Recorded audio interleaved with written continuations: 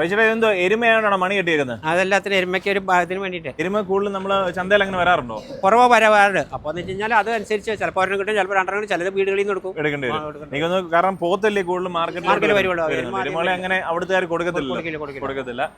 ഫാമുകളിലോ അല്ലെ വീടുകളിൽ അവിടെ പോയി കഴിഞ്ഞാൽ എരുമയെ കിട്ടത്തുള്ളൂ അല്ലേ?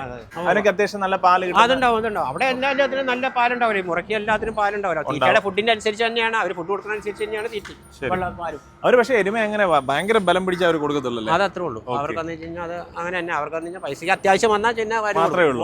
അവർക്ക് പൈസക്ക് ആവശ്യമുണ്ടെങ്കിൽ മാത്രം കൊടുക്കും, അല്ലെന്നുണ്ടെങ്കിൽ അവിടെ നിൽക്കത്തുള്ള ഇതില്ല. കാരണം അവരുടെ വരുമാനം മെയിനായിട്ട് ഒരു പാലല്ലേ അവരുടെ. അവർക്ക് ഇറച്ചി വലിയ താല്പര്യമൊന്നുമില്ല.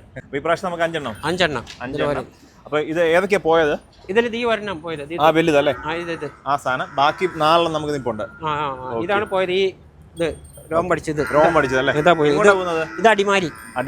ഓക്കെ. ഈ ബാക്കി 4 ഒക്കെ 200+ അങ്ങനെ. ഇതൊക്കെ 200+ ഉണ്ട്. ഈ 2 ഇത് നല്ല അടിപൊളി നല്ല നീട്ടം. 2 ഇത് 2 നല്ല നീട്ടോ.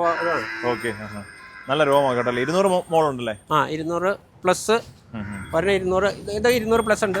ഈ 2 ചെറിയ എരുമകൾ 150 ഇല്ല. അതൊക്കെ ഒരു 140 താഴെ അത്രേ ഉള്ളൂ. ഇതൊരു 120 അങ്ങനെയൊക്കെ ഉണ്ടാവുക. ഓക്കെ. അപ്പൊ ഇതാണ് എരുമ നമുക്ക് തൂക്കിയല്ല മതിപ്പിനെ ഉള്ളൂ. മതിപ്പ് പോലെ ചെറിയൊരു വ്യത്യാസം ഉണ്ടാവും. ചെറിയൊരു വ്യത്യാസമുണ്ട്. വലിയ വ്യത്യാസമില്ല, ചെറിയൊരു വ്യത്യാസം. തൂക്കത്തിൽ മുതലാകത്തില്ല. ഇതേപോലുള്ള എരുമ വേണമെന്നുണ്ടെങ്കിൽ നമ്മുടെ ഫാമുമായിട്ട് ബന്ധപ്പെടുക. നമ്മുടെ ഫാം ലൊക്കേഷൻ കണ്ടല്ലോ, ഇതാണ് ടണലിന്റെ താഴെ.